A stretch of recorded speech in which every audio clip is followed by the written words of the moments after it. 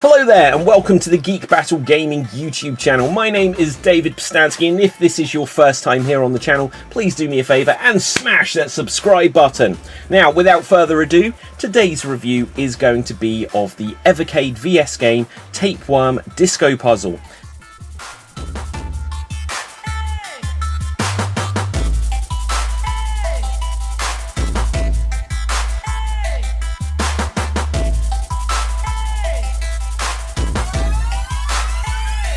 If you are a fan of the Evercade and the Evercade VS, you will know that usually games come on cartridges and they come in collections, so that normally on a cartridge like this you'll get anywhere between 6 and 10 games, sometimes a little bit less, sometimes a little bit more. And this is the first time that there has just been a single game release on the Evercade, but there's a little bit more to the story than that. Now, the Evercade handheld doesn't connect to the internet, whereas the Evercade VS does, and you can download some updates which sometimes you can put over onto the Evercade handheld. But as something which is specific and unique to the Evercade VS home console, they're introducing the idea of monthly games. Blaze, the company that make the Evercade VS, have done a deal so that later on they're going to release a collection called Indie Heroes Collection 2. Last year they released Indie Heroes Collection 1 and it got about 10 games on it. And throughout the rest of this year, starting this month, they are going to allow you to download one game a month that at the end of the year you'll be able to buy on a physical cartridge, and it will be Indie Heroes Collection 2. Here's the catch though.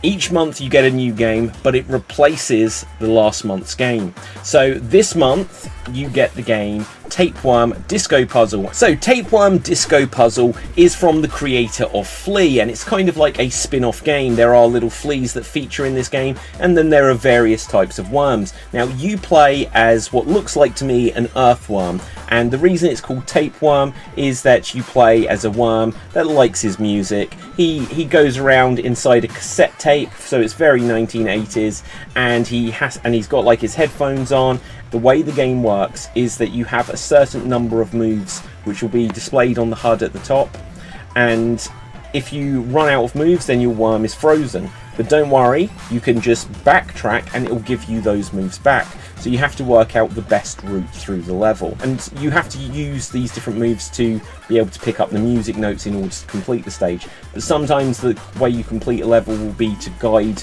a friendly insect to an exit, and once that's happened then you complete the level. And then you get levels where I think every 10 levels it's like a boss level. It's not a boss level because there isn't like a baddie character, but you get like a bit more of a panic based level which controls like the old mobile phone game Snake, where your character is just going along and you change their direction before they crash into things, while still trying to make sure you pick up everything that you need to along the way. Now, there are 100 levels on the game, and I have played all the way through all of them, just because at the moment, if you were watching this in the month of which the game was released, you only have this month to complete the entire game. So I got on it straight away, just so I could do this review, and also so that I don't risk leaving it until the end of the month and then not being able to complete it. If I enjoy all of the games, and I've got pretty much all of the Evercade carts, then later on in the year I may get the Indie Heroes Collection 2 as well. But I guess in one sense that may depend on if I like all of the games. But going by Tapeworm Disco Puzzle, I really do like this game. Now, it's got 100 levels, and the things it reminded me of, it reminded me a little bit of Lemmings for some of it, just because sometimes you'll have to guide like a flea or some other little character just to be able to make it to an exit, and you'll have to like push obstacles or stop them from falling into pits. And so that was a little bit like Lemmings. It's a little bit like Pac-Man at times, where you're going around the maze picking things up, and sometimes avoiding like hostile enemies. Like there are other bugs on here, like some flying bug or some other like little, I don't actually know what all of these different like insects are on the game, but as long as you don't touch the ones that are unfriendly, you can help the fleas because they are friendly from the game Flea. In the latter half of the game, you get some strange levels where everything is mirrored and you're controlling two worms, and that can be a little bit confusing.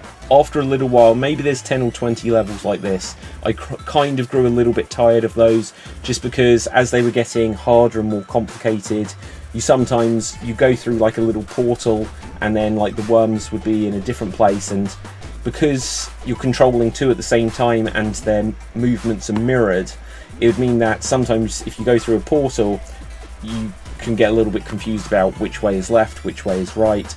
The challenge on those levels would sometimes be that you have to get, because even if the movement of the worm is mirrored, the map that you're going around may not be precisely mirrored.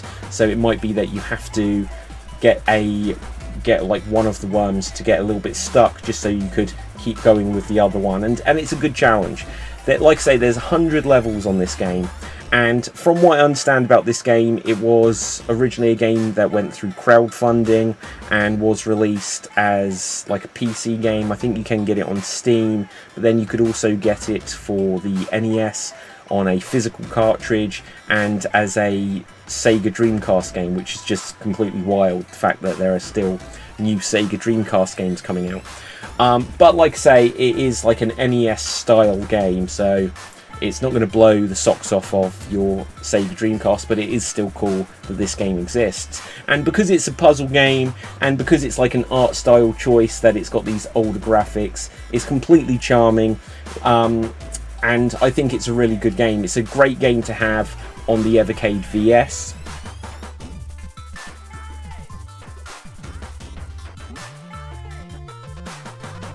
I don't have to pay for it at this stage, and later on I think people will think back fondly and be like, oh yeah, I want to have a go at Tapeworm Disco Puzzle. I keep going to say Tapeworm Disco Party, and I think that makes sense, and it's a disco party, but it's Tapeworm Disco Puzzle.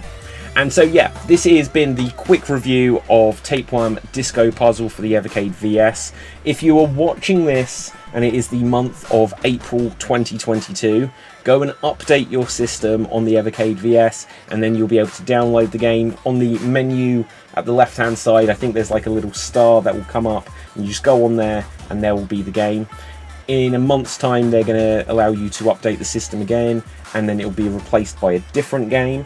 And once that happens, then you'll be like, well, this review is just about that one game we can't get anymore. But you can still obviously get Tapeworm Disco Party on Steam, on the Dreamcast, and on the NES, and that's just crazy. You can get it on these things, and then later in the year you'll be able to get it on an Evercade cartridge, which will of course allow you to play it on the handheld Evercade, which you can't currently do.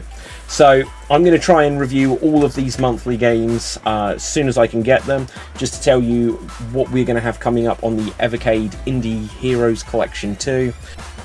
So just to give the game a star rating, I'm going to say this is a solid 4 out of 5. I'm going to knock 1 star off just because the game is particularly short. I completed the entire game in 2 sittings, and that's fine. As part of the Indie Heroes Collection 2, then there'll be a bunch of other games, and you'll be able to, you know, that will make up the value in terms of longevity of the game. Just the game on its own, you know, it's like a great start, and I'd love to see sequels or expansions and stuff for this, however you can get them. But obviously, if you get the NES version, you're not going to be able to download like updates for it. Same with the Dreamcast, in fact. So on the Evercade, just because of the VS connecting to the internet, they could add extra levels, but I know that even though this one is a download game this month, they want to keep it about the physical cartridges.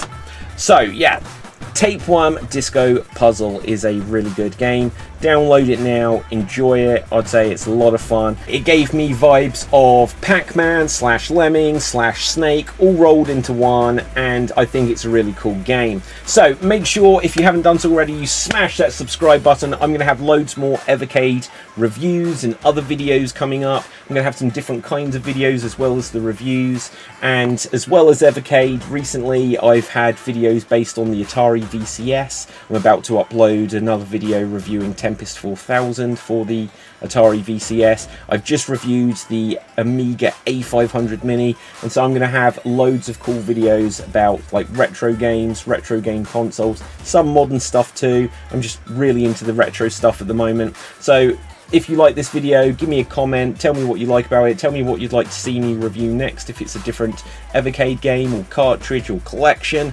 Anyway, Till next time, my name's David Stansky. Check out our websites at geekbattle.tv and extremes.tv. Smash the subscribe button on any of our YouTube channels. We've got Geek Battle Gaming, which is the one you're on now, just the regular Geek Battle one, which is about sort of like geek culture stuff, and Extreme Improv, which is our comedy channel. From me, until next time, ciao for now.